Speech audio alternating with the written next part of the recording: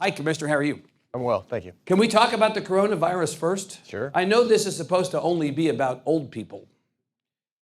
But what we know is that some 290 million students, as of, I checked last night, some 290 million students around the world have been kept home from school because of the coronavirus. 22 countries on 3 continents have closed schools. 13 have closed schools nationwide.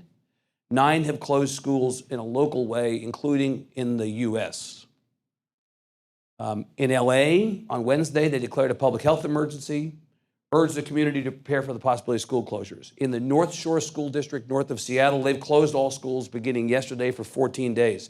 And what's interesting about that is 15% of those kids qualify for free and reduced lunch, and now they're thinking about having to provide meals at home for those students. And in Texas, we know East Central ISD in San Antonio, the Johnson County Schools south of Fort Worth, they're doing serious disinfecting of doorknobs and school buses to prepare for this. So this is a conversation we need to be having, right? Absolutely. What are you doing? What's TEA doing on this subject? So we've started communicating with districts around the state for the actions that they should take to prepare. At this point, the virus is still very localized and Right. And pretty spotty, but we have a whole set of protocols that we've learned from prior experience, whether we're talking about Hurricane Harvey or Ebola or you name it. Right. About what steps to take in terms of communicating with parents, in terms of ensuring students continue to have access to curriculum and instruction even while they're at home, in terms of protocols in the event that a school needs to be closed, the steps that you take in the school, the steps that we take with the school finance system to continue to support districts financially. So the short answer to what TEA is doing is we are assembling all the best information that we can and disseminating that to school districts as they prepare to take actions locally. And you're coordinating with other state agencies. There has been an effort on the governor's behalf, or I would say precipitated by the governor, but it's been essentially on all of our behalves, where different aspects of state government have been coordinating their efforts. TEA is part of that. That's right, yeah. So the governor's taken a very strong leadership role in this, just as he did with Hurricane Harvey and in other sort of large-scale issues. We meet internally as a team daily and with the Texas Department of Emergency Management, which is a sort of an analogous to FEMA. FEMA is a NIMKID and That's right. Yeah. And then Dr. Hellerstedt over at the Department of State Health Services. So there's an interdisciplinary team of state agencies that are facilitating information sharing and then getting that practice out to the practitioners and getting that information out to the practitioners in the field as rapidly as possible. How are you coordinating with the federal government? I know that I looked this up, that the CDC has provided guidelines to the states specifically related to public education, one set of guidelines for states that don't have a coronavirus case in their, in the schools, or maybe, I think it's, for schools without a coronavirus case in the community, I should say. Sort of one set for those that do. Primarily, it's basically encouraging you all to have an emergency plan, which it sounds like you're communicating. Yeah, and we're in, as part of our interdisciplinary working group helmed at TDEM, we get regular briefings from the CDC and others. Come back to what you said about the economic impact, that you're thinking about how, from a finance standpoint, you make these districts whole. I mentioned the free and reduced lunch situation in Seattle. 15% in the district in particular that's affected. 15% of the students are on free and reduced lunch, and the state and the school districts are looking at figuring out how they can provide meals there. Another issue is childcare that's come up. You have parents who work. If all of a sudden the schools are closed, how do you provide childcare? That's something else that these communities are looking to do.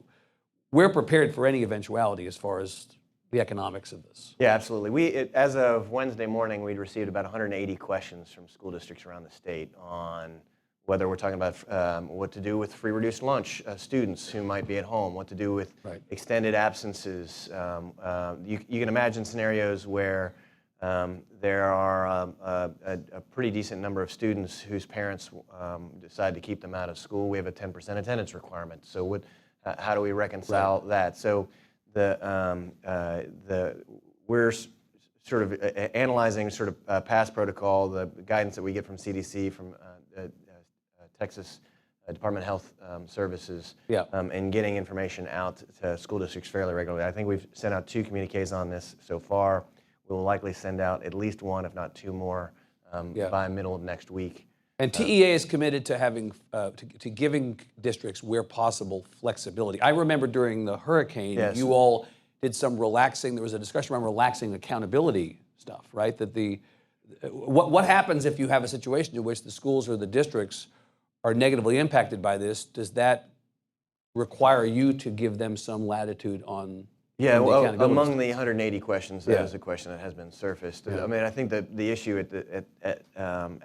at present that's the most pressing issue is if you have 10% of your student body that wants to stay home for 14 days at a stretch, do you count those students in attendance or not? Because schools are funded on an average daily attendance basis. And so we have, for example, a historic protocol to deal with this. It's called a low attendance waiver. So there's a known response to this to ensure that it's minimally disruptive to school operations. But you know, Commissioner, we're kind of in uncharted territory. I mean, the reality is that you have people. You'll have a situation potentially where schools need to be closed because of a public health emergency. But you may also have parents who just freak out and decide to pull their kids. I mean, I'm thinking about spring break coming up. Spring break is, under the best circumstances, as I was saying to Ray Sullivan, a steaming cauldron of grossness, right? You're basically clearly a parent with young children. Or I have been. Yeah. I mean, you're talking about sending your kids off to someplace and having them come back with God knows what. Honestly, and then you're going to plop them down into public schools. I mean, if I'm a parent thinking about that, yikes. Would you send your kids I mean, your kids are... My kids do go to school. But aren't your kids still... Are they in public school now? I thought they were at one point too young. 2 of them are in public school. 2 of them are still too young. You any concerns? You personally? No. They're going to school every day like normal.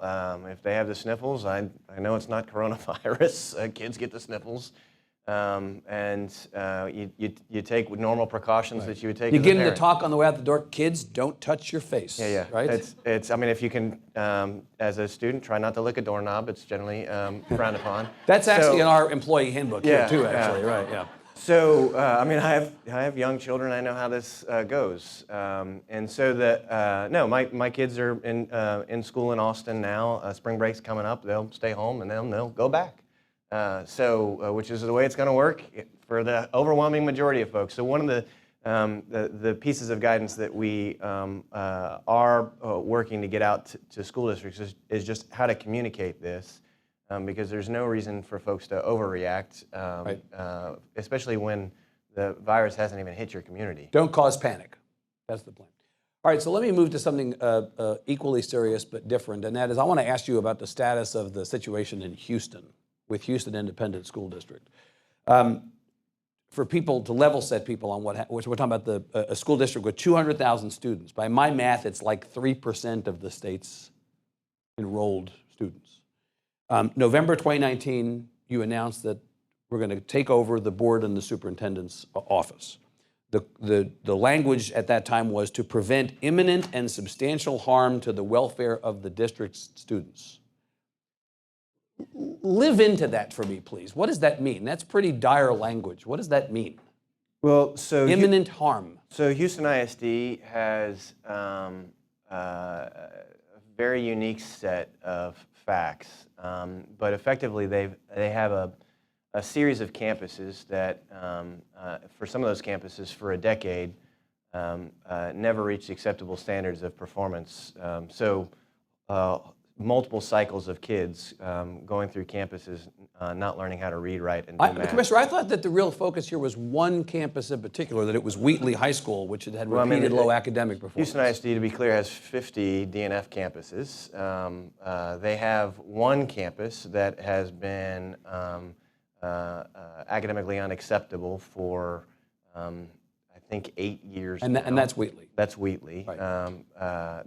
The campus that triggered most of the media attention 2 or 3 years ago was Kashmir High School. We installed a conservator, and Kashmir High School is now a C. So the state intervention that began being applied in Houston has actually already accomplished positive things for kids. Right. But on top of the academic failures, the sort of chronic neglect that has occurred at several schools in Houston, we received a series of complaints related to board activity, conducted an investigation, and found pretty egregious breakdown of board members carrying out their statutory duties in public education. As a former board member in Dallas, I mean, there's a role and a responsibility for the school board, and then there's a role for the management team that you hire. That relationship was entirely broken. There was issues related to procurement, oversight, and in some cases direct violations of board members. Now, of course, you have the FBI investigating senior procurement and the officials. chief operating officer of the district has been essentially put into timeout. But is that related in any way to the stuff that you're doing on at Houston ISD? So there's I'm trying to look. I was looking to see if there's really a linkage, and I'm not sure that I see a linkage. So there's a pretty bright line between what you think of as regulatory and criminal investigation. And regulators are able to share anything they want on the criminal side, but the criminal side cannot share anything back with the regulators. So we'll have to wait for that investigation to play itself out. So let me ask you a dumb guy democracy question. Why is the better way to deal with this? And I know there's a state law that passed in 2015. This was HB 1842 that was the change in that basically said that if even one school fails state standards for more than 5 years, the education commissioner must close the campus or replace the entire district's board. I know that. But dumb guy democracy question. Why is the better place to deal with this not at the local level? I'm a voter. I vote in my members of the school board. They suck. Why is the best place to resolve that not at the ballot box? Why is it in your office? Well, so when you have campuses where there's been 10 years of low performance, right, there's been many at-bats for that to get resolved. Voters are sometimes disappointing. And so this is the question. What you're talking about is competing value systems. We prioritize in this country locally controlled school districts governed by locally elected officials that are close to the community, and it is a value that we hold dear. It is foundational to the republic. But we also value an educated citizenry. We have to ensure that not just some children receive an education, but that all children who will then participate in our republic have an effective education. And what happens when it appears that those two value systems collide? Which one wins? Do you wish to have children who receive higher levels of education, or do you wish to have children who receive lower levels of education and retain locally elected school systems? And this is basically a grand philosophical question that is ripe for state legislatures around the country to try to answer. Why do we have schools? Do we have schools to teach children, or do we have schools to have elected school boards? And we have schools to have elected school boards, to be clear. And I visit school systems all over the state of Texas. We have 1,000 school systems with electorally controlled boards that, while we have problems from time to time, like the system works. We have great school board members all over the state of Texas doing right by kids. But what happens? Where are your checks and balances when students are simply not receiving an education? Let's say that you had a locally elected a board somewhere in this country that they, as a policy decision, as a locally elected board, decided we don't want some swath of our kids to get educated. Perhaps we don't want black kids to get educated. We don't want kids who don't speak English to get educated. That's just a policy decision that we've decided. That's our locally elected prerogative. Do we say that that's fine? Like in that case, we're going to prioritize the views of the locally elected officials over the education of the kids in that school system. Right. So this is in many cases, you could think about this as a debate you would have in a college class on competing value systems and political systems. But it is not an academic debate. You have kids who are not learning how to read, write, and do math, who are being set up for an experience in America that is completely different than the experience that you and I have. Is that okay? And frankly, it's not a question even that I have to answer, because the legislature has already considered this question and resolved it. And they say, when in conflict, we do prioritize locally elected schools, locally controlled school boards. But when there is, and it's not like a small problem, when there is an egregious problem that is chronic, that is not being resolved. And that gets to the point, Commissioner. My question to you is the trigger, I mean, let's accept that there is a trigger, there should be a trigger where the state has to step in, because at the end of the day, this has to get done right.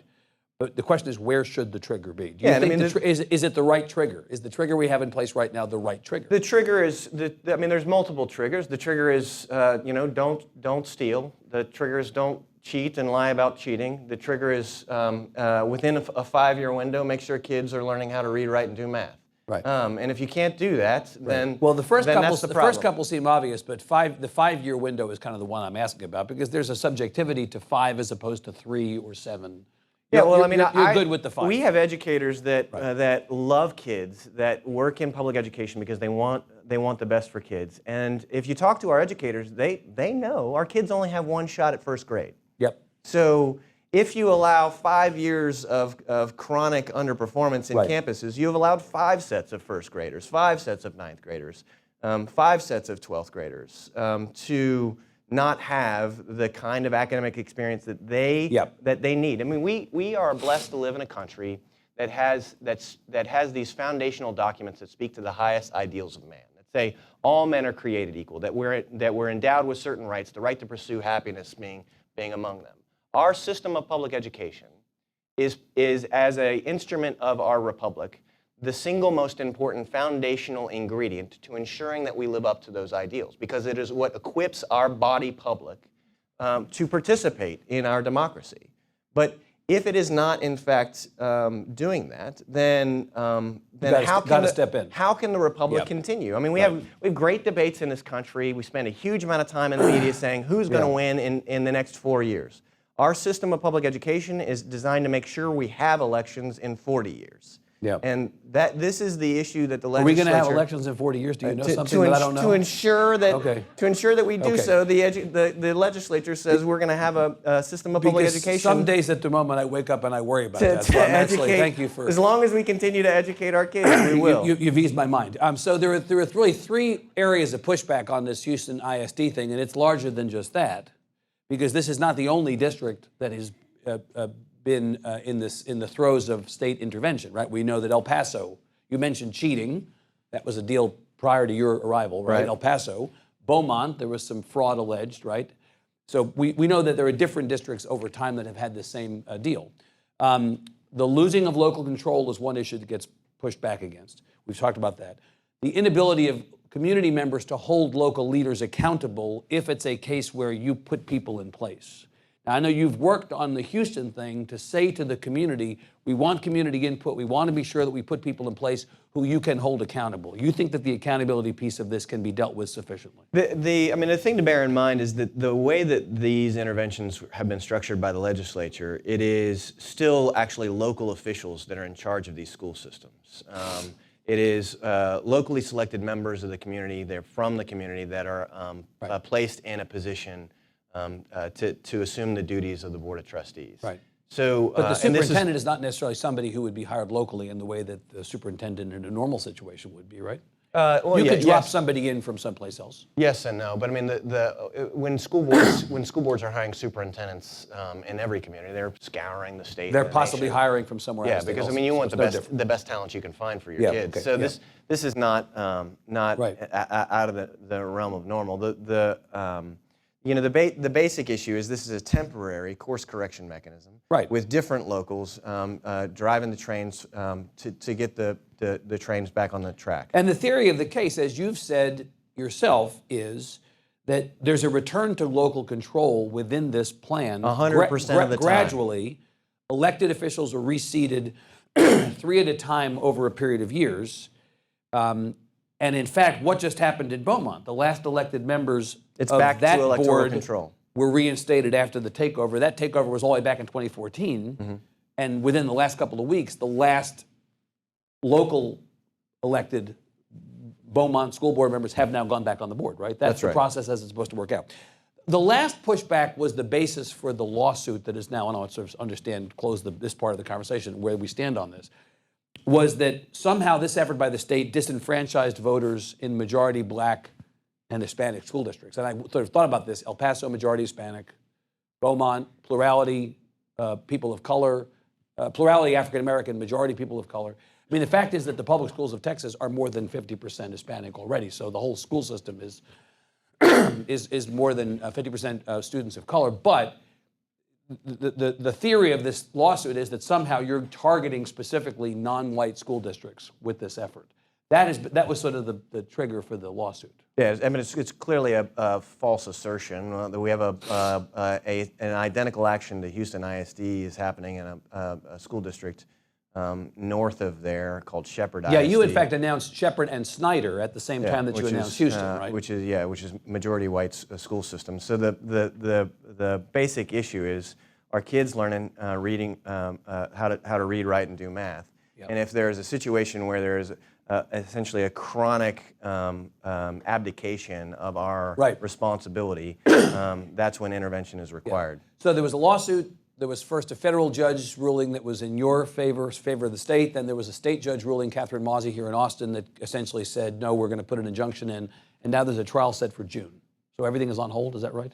Well, yeah, we're waiting for, we're in an injunction. So there's actually no intervention happening in Houston. That's my point. There's nothing going on right now. People think that we've somehow already intervened, that we have, there's a graduated intervention system. So we have a conservator there, but no, the ordered intervention has not actually happened yet. Got it, okay.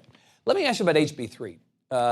You know, I always say anytime anything is described as historic, it almost certainly isn't. This walked up to the edge of being historic, right? I mean, this actually, the hype was sort of, you know. Let me before you leave that point. Yeah. So one of the provisions, one little nugget in House Bill 3, this 300-page bill, allows school systems all over the state of Texas, if they wish to go to 210 days of instruction in their elementary school. So to put that in perspective, we're at about 173 days, kind of a 9-month kind of traditional calendar. The last time we as a state had a significant conversation about how we structure time in our schools was roughly the year 1890. So it's been 130 years, and then the legislature allows elementary schools to be fully funded on a completely different calendar. So how many schools are going to do that? I don't know, but this is getting back to, I don't know what the definition of historic is. But that's pretty close. That's historic. Is the state tourism industry going to like it if the elementary schools go to 210 days? I bet the tourism lobby is going to have its head collectively explode at the thought of that. Well, the bill passed. The bill passed with, I think, nearly unanimous support in both chambers. So they need to get better lobbyists. I hope none of them are in the room. It's possible that there are some in the room. So you've called HB 3 a monstrous force for good. Sounds like me. It does sound like you. Yeah. Well, you didn't mention the Republic in that quote, so that would have sounded more like you. I think you're on 3 mentions of the Republic this morning. Explain why it's a monstrous. I'm on to you, Morath. Explain why it's a monstrous force for good.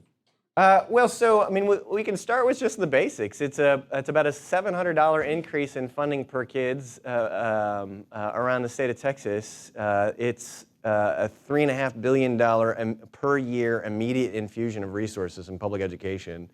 I recall when I was on the school board in Dallas that we had a roughly 6% budget cut. We closed, I think, 10, 11 schools at the time.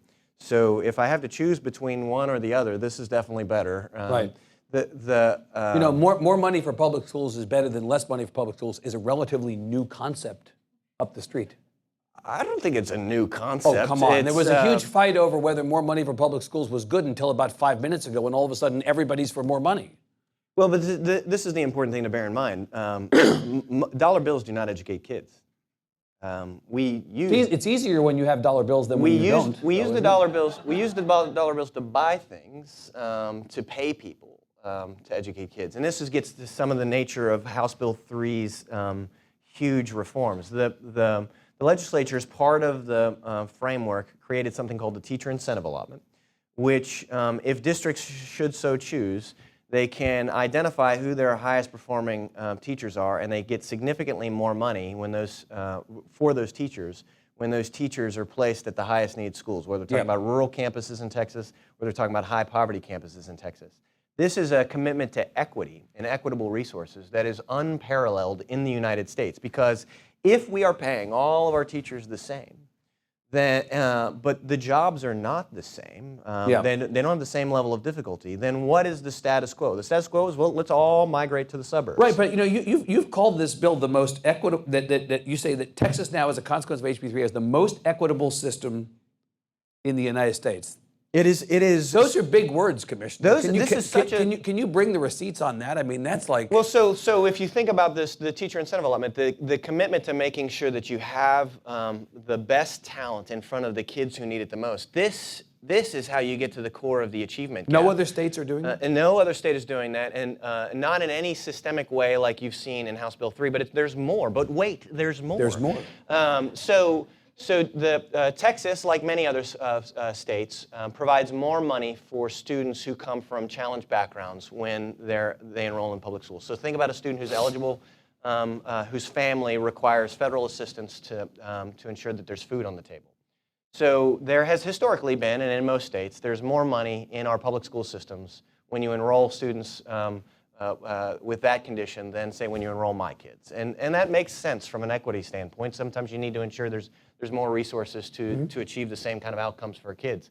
What this legislature just did was they increased by up to 64% the amount of those resources.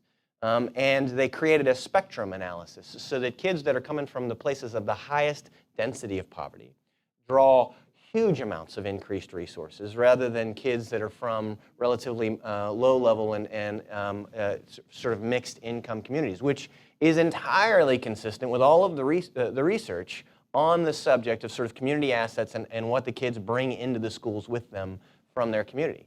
This again is a commitment to equity that is also unparalleled around the country in terms of the structure of the school finance system. People sometimes ask why I do this work. I ran a software company for a decade, and I decided to throw away a perfectly pleasant life and run for the school board in Dallas. But I'm motivated by a creed that says that you do for the least of my brothers, you do for me.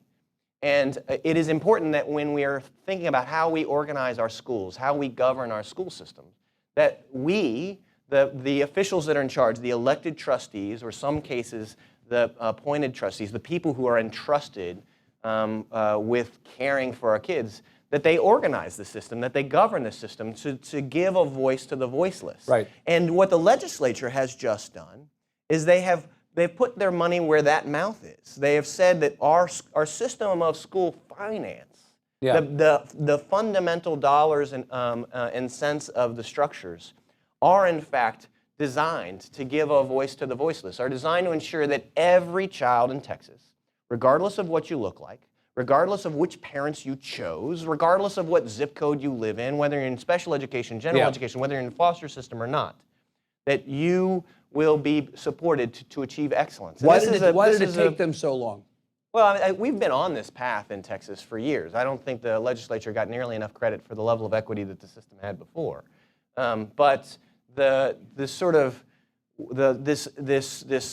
reform, this 300-page omnibus school finance bill, goes much farther than any state has ever gone. So, Commissioner, I get the sense that you love this bill.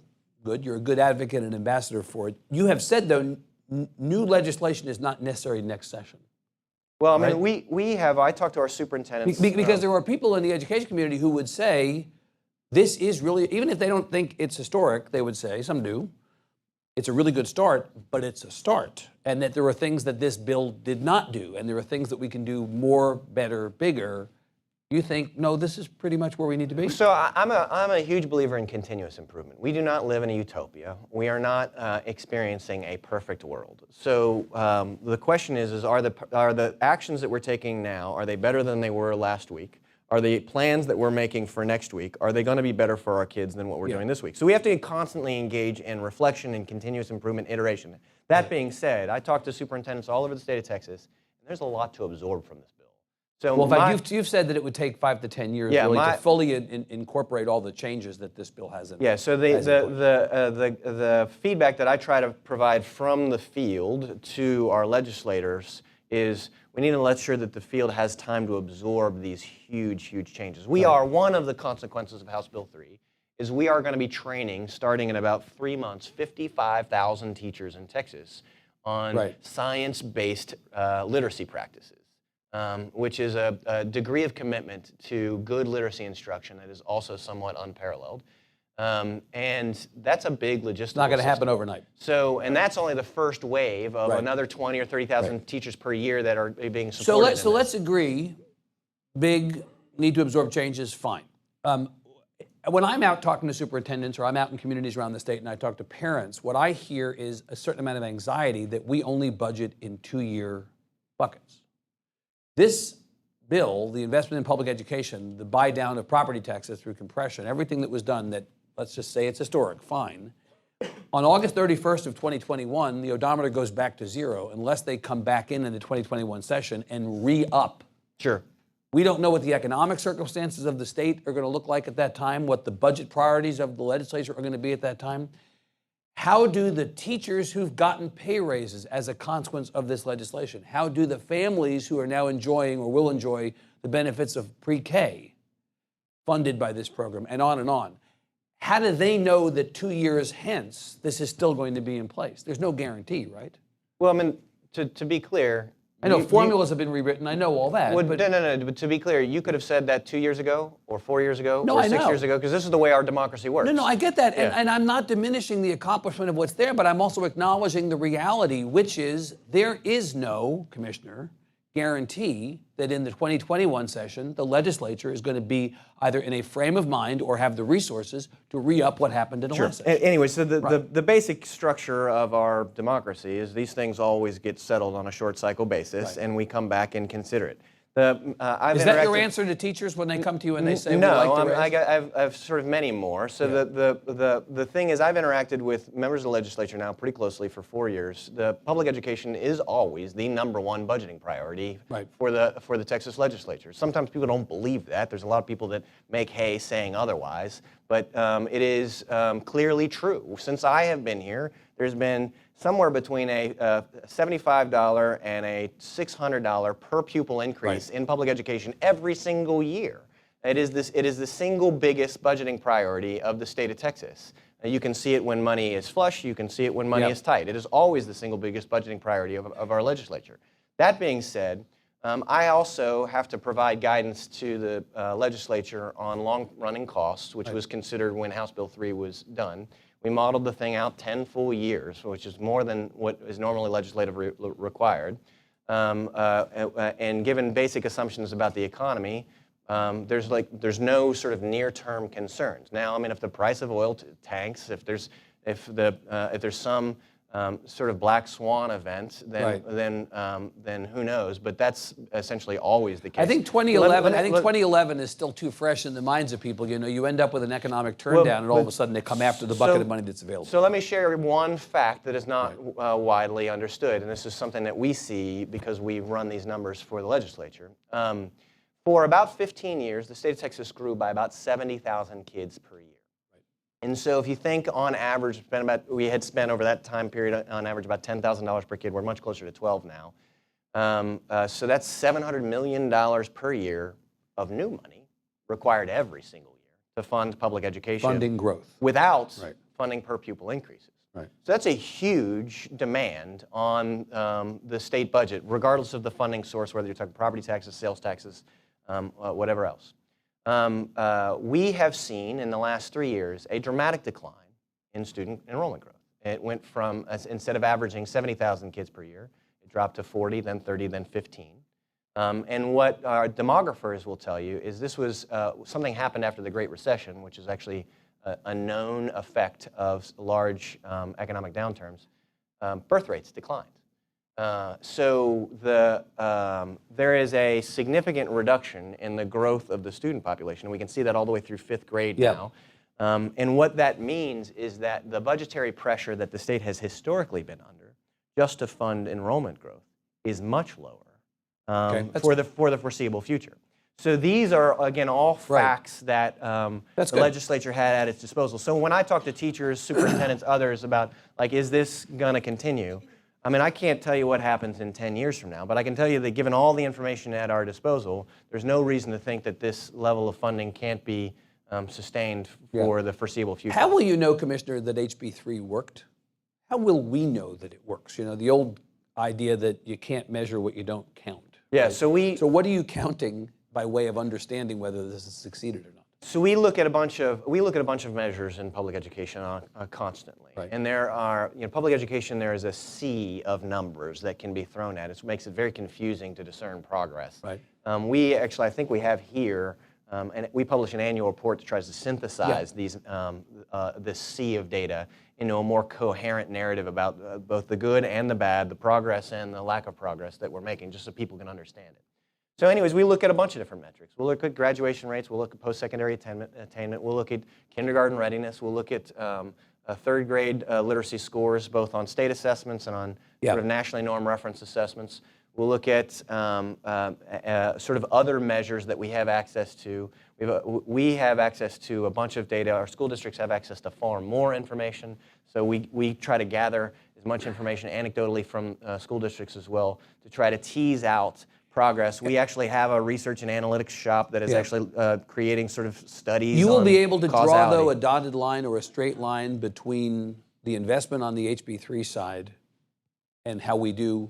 You'll be able to make a distinction. With some significant limitations, we will be able to see progress. So, for example, over the next decade, we should be able to see both in our elementary literacy assessments and in national literacy assessments that are done on Texas kids, we should be able to see the effects of the reading academies quite clearly. You'll know if it's working or if it's not. That's right, and this is one of many things. We should be able to see the effects of extending the school year in elementary school, because we'll be able to identify the schools that did it versus the schools that didn't. We'll be able to see the effect on teacher retention and recruitment from the new improved teacher pay systems, both for districts that are doing significant, just raising the tide for all teachers, and the districts are going further than that in raising top-end salary for the highest performers from an equity lens. We'll be able to look at equity of placement.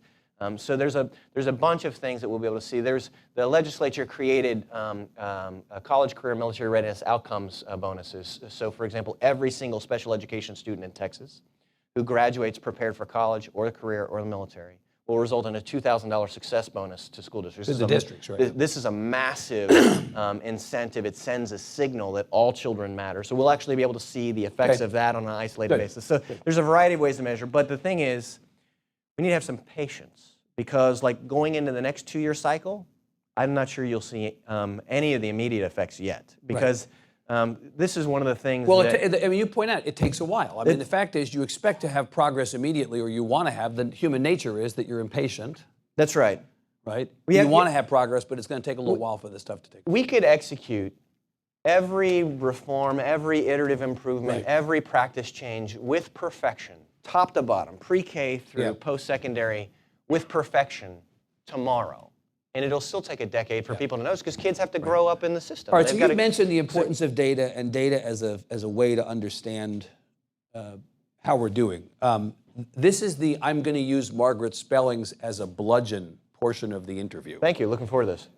Margaret Spellings is, of course, the former U.S. Secretary of Education. Full disclosure, she's a member of my board, so I have a Google alert for her, so I have to read everything that she writes. And so I'm aware of all the op-eds she's written recently, in which she has taken the education system of Texas, not you personally or TEA, but taken the performance of education to task. She has cited specific things. Educational assessment data says that Texas students' math and reading scores have at best stagnated, and in some cases dropped dramatically over the past 2 years. That was Margaret writing an op-ed in the Express News last fall. At the end of the year, she noted in the American Statesman in an op-ed, more than 70% of Texas's 4th and 8th graders cannot read at grade level.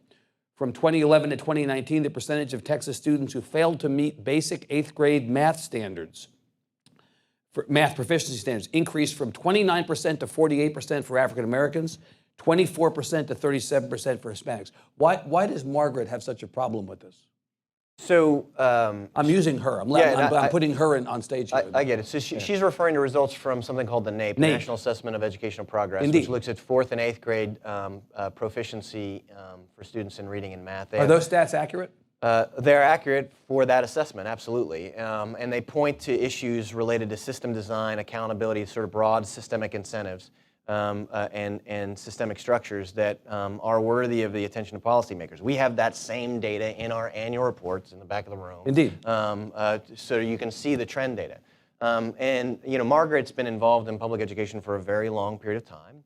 What we saw in Texas was pretty dramatic gains in academic performance of kids in the 90s up to the early 2000s.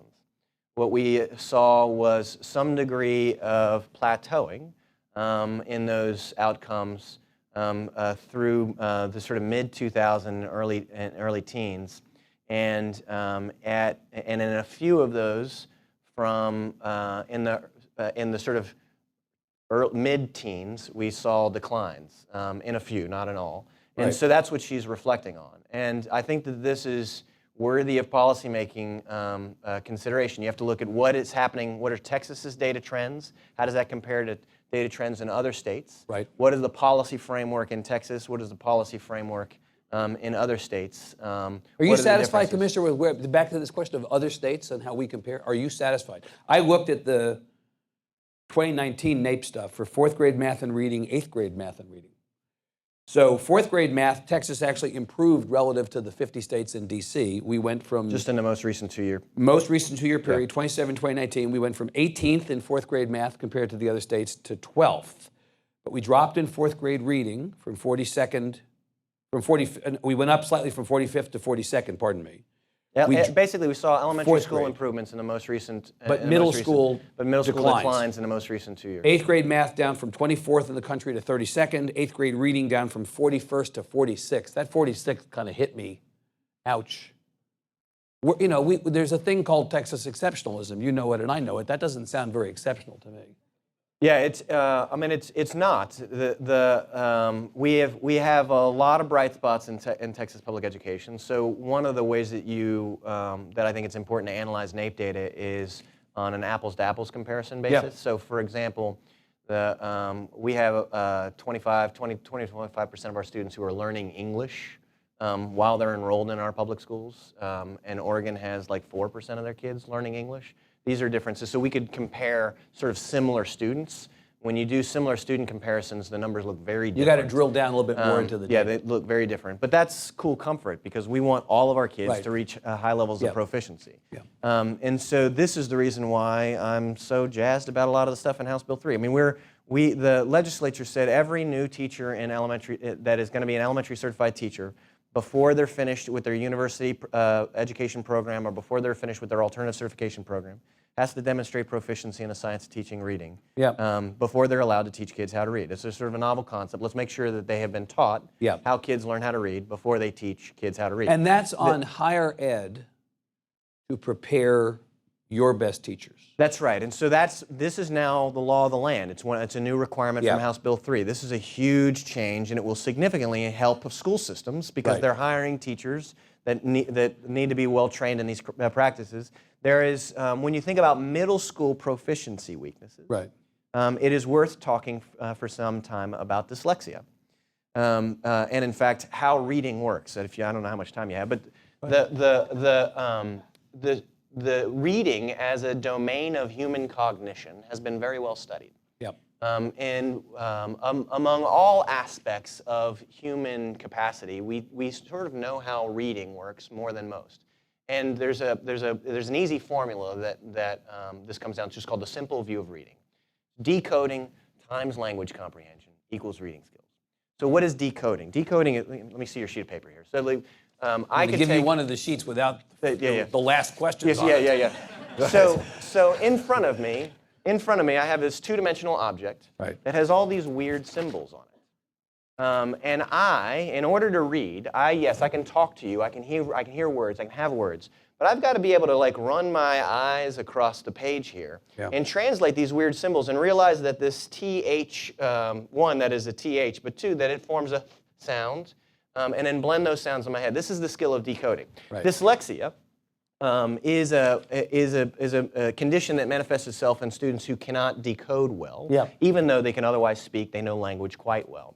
If dyslexia is not well diagnosed and not well supported in our schools, you can have kids that go through the system and they talk and they're interacting and they're very bright, otherwise engaged, but have very, very difficult times actually comprehending written text. So we have large numbers of students in middle school that need specific supports in dyslexia. What the legislature just did was it created a $600 per kid funding source for every student who had both identified with dyslexia and served to be supported with dyslexia. And that's the first time in the history of the state that we've had that specific structural support. This is going to lead to significant practice changes and supports for students in middle school, in high school, and throughout to improve reading proficiency. And this gets to the heart of some of the causality behind the performance declines that we've seen so far in NAEP. So let me quickly, I want to go to audience questions here in a second, but the calling out of higher ed's responsibility, I noted that in terms of educating teachers. Harrison Keller was here a couple of weeks ago. Let me just say, and I can say this as a nerd, you guys are like two nerds in a pod, right? You guys seem perfectly suited to work together. You're both data guys, right? We are very popular at cocktail parties. Yeah.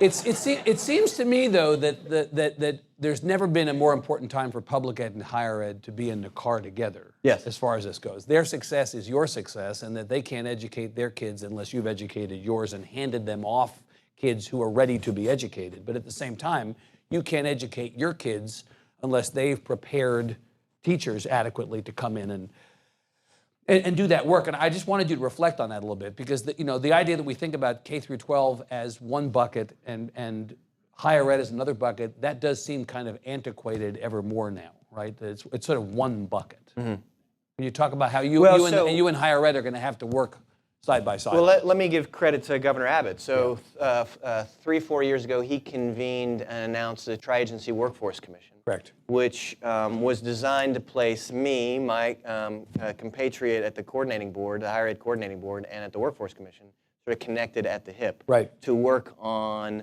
alignment and integration of our systems. So, when we think about what happens at high school graduation, it is not like, done. Have a nice life. Yeah. And so how do we get our institutions to sort of better integrate that connective tissue so that our kids can pursue the highest level of educational attainment, they can pursue the highest level of income that is available to them. So we have begun, as of 3 or 4 years ago, because of the governor's charge, a lot of agency partnership work that was not necessarily strong previously. With Harrison at the helm, it only has continued, and we're even actually standing up inside of our two organizations and with Chair Daniels as well at the Workforce Commission, project management shops that are like talking the same vocabulary about integrating project plans across the agencies, getting these previously siloed organizations to be very blended. So that's together. where this is heading. So that's absolutely where this is heading. Okay. Questions from you all. For the balance of our time, we'll take as many as we have time to take. Jessica has a microphone. If you put your hand up, she'll walk over to you. Couple here in the middle. Ma'am, and then sir. Yes. Hi. I have a question regarding charter expansion amendments, but to provide a little bit of context. I live in Del Valley ISD, and I'm one of many parents that's concerned about an idea school coming to my neighborhood. They bought land, and they're going to file for their amendment this year. We're not really excited about this. We wanted a grocery store, a restaurant, something else, and this is going to be sandwiched in between two existing schools, one opened in 2018. And my question is, I understand that you have sole authority over expansion amendments and whether approved or not. Do you think it's a good idea to approve this school knowing that the community is not in favor of it and it's going to have a negative impact on the two existing schools? Financial impact. My primary interest is more high-performing schools available for kids. There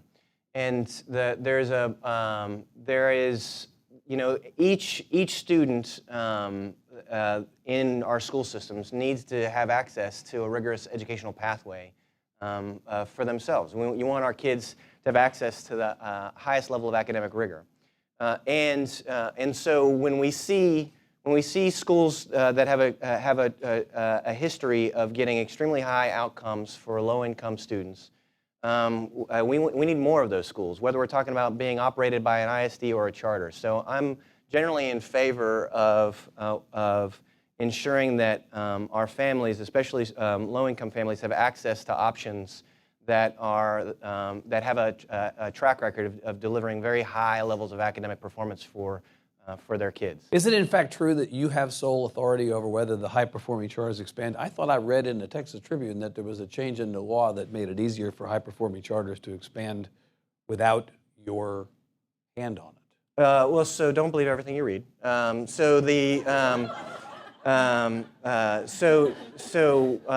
I would say I have not found it true that I have sole authority over much of anything, and this is a government with a lot of checks and balances. Yeah. Generally speaking, expansion amendments are a function of agency operations, and we have a rulemaking framework to control that. So let's role play. You be you, I'll be H.D. Chambers, the superintendent of A-Leaf. Why are you giving money to high-performing charter operators? Why are you not taking that money and putting it into the public schools to allow the public schools to improve? Just to be clear, I give out all the money the legislature gives me. I mean the royal you, okay, King Morath. I'm talking about, I mean, why doesn't the state take the money that they're giving to the high-performing charter operators? If he were here, Superintendent Chambers or others would ask that question. Why are you not giving it to the public schools? Well, I mean, let's bear in mind, House Bill 3 increased funding pretty significantly for everybody, and ISD's got a much more significant increase of per pupil funding than That's not the question charter. I'm asking. So the money follows kids in Texas public schools. So when a kid in Dallas ISD, who lives in Dallas ISD, enrolls in a school district in Grand Prairie ISD, which happens all the time, money goes to Grand Prairie. Money goes to Grand Prairie. Right. So money follows kids. We want parents to decide where they put their kids. Mama's in charge. This is a market system, in other words. It's not a purely market system. It's just we need to recognize parents raise children.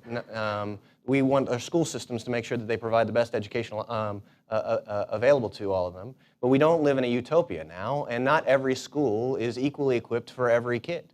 That's the reality. And so some schools are doing better work and better outcomes. We've seen huge improvements in schools in Dallas, and there's the little Graham Elementary in Austin ISD is a school that I could talk at length about because of the excellence that it delivers for kids that attend that school. But our work is to try to help support our system, all 8,600 schools in Texas, so that they all grow in their performance. And so to some of this, it depends on like management practice, who's in charge, how strongly dialed in management is on driving academic gains for kids. Management matters, like leadership matters, and there's differences in leadership efficacy in different systems around the state. Sir.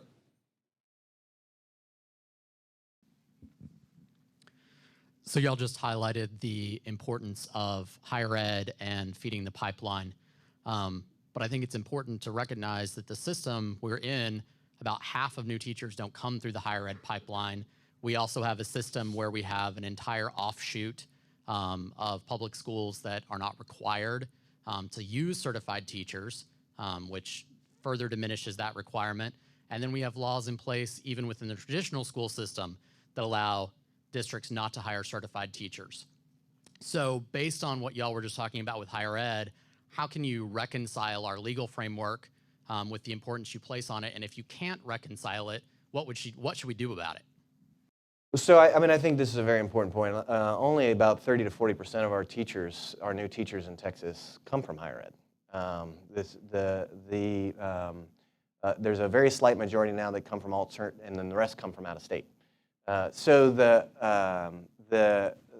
question, though, is a broader question, which is how do you prepare new teachers? Teaching is a job it is a profession, it is a calling that is harder than everything I've ever been exposed to in my life. When you think about what our teachers have to do, they are simultaneously molding 20 or so young minds and that surgical operation that they are doing every single day, there's no anesthesia. I mean, a brain surgeon only has to work on one at a time, and the patient's asleep on a table. Right. But you'd like a brain surgeon to be certified, wouldn't you, before you went on the table? So this is the deal. We cannot have a system that says, you know, we think you have life figured out. Come on and educate young kids, which is a common attitude among huge numbers of people, and it does not jive with the reality. You have to, in order to teach elementary mathematics, you have to understand mathematics well. All the academic vocabulary, all of the skills. You have to understand how fractions get connected to cross multiplication, get connected to algebraic reasoning. Because if you don't see those connections, then maybe all you end up doing with your kids is having them run through worksheets of procedures over and over and over again, and they don't learn math. They just learn how to like run a formula. And so you have to have high levels of content knowledge. But just because you know math doesn't mean you know how humans learn math. How does that knowledge get sort of, and those skills get dripped into the human mind one after another sequentially? How do you build sort of the concept to spiral it back so that the memory is made sticky long term? But Commissioner, come to the question though. I mean, is it okay? Are you good with the idea that high percentage of our teachers are not certified? Well, so it's not a high percent of our teachers that aren't certified. It's well, what percentage? It's a high percent of our teachers that are not going through higher ed. But what would you estimate the percentage of our teachers is who are not certified? Oh, it's pretty low. I don't have the number off the top of my head. I can get back to you, but it's a pretty low number. Is it double-digit number? I don't think so. No. And so the question is do we create a licensure framework for the teaching profession that is as robust as the framework for the medical profession? Because if you get thrown into a classroom environment and you are motivated and dedicated and you know something about the content, you still have to learn classroom management. You got to learn a lot about psychology, and it's not just in the abstract. You have to see how it plays out in this 7-year-old that might be having a tantrum. You're for licensure in the literal or existential sense, then, as far as I am for extraordinarily robust training of teachers, because this is the thing. We have huge numbers of teachers who we are doing a disservice to. That these are people who say, I love children. I want to invest in kids. This is the thing that I want to do. And then we throw them into an environment, and if they're not adequately prepared for this environment, their first year is the hardest year of their life. And huge numbers of them throw up their hands at the end of that and are like, this is not what I signed up for. And we can see this in the turnover data in the first 3 years in the profession. There's extraordinary levels of turnover in the first 3 years of the profession. And even for teachers who have, again, answered the call and they're motivated and they're high aptitude, high energy folks, they're everybody that you would want to support our kids. If they go through a year's experience, and at the end of the year, they now are like, okay, I now get it. I understand the 180-day track meet that is the school experience, and I understand the sort of learning goals and the pacing, and I get the curriculum now, and I can see how to diagnose for mastery, and I can manage my classroom from a discipline perspective. And they're like, now I'm ready to do it. Well, those kids that they just had still only had that year in first grade. And I think about my 6 months, my whopping 6 months of teaching experience. I taught advanced computer science at Garland High School because the teacher that was there sort of resigned in a huff, and they needed to find somebody, and I was terrible. They should not have picked me, but they picked me to do this. And like, those kids deserve their money back for that year. I did what I could. It's not like I phoned it in, but I was completely ill-equipped for that task. And we can't have a system where that is the common experience for the roughly 8 to 10% of our teachers who are first-year teachers. And now you're education commissioner. Well, right? I've picked up a few things along the way. Kids, if you're watching at home, there's hope for all of us. Yeah, that's what I right. would say. That's right. We're at 9 o'clock. We need to stop. I'm so sorry. Please give Commissioner Morath a big hand. Thank you very much for being here. Appreciate you. All right. Thank you. Thank you for being such a good sport.